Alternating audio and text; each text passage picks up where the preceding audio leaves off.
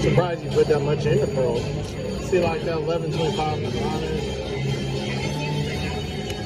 right now.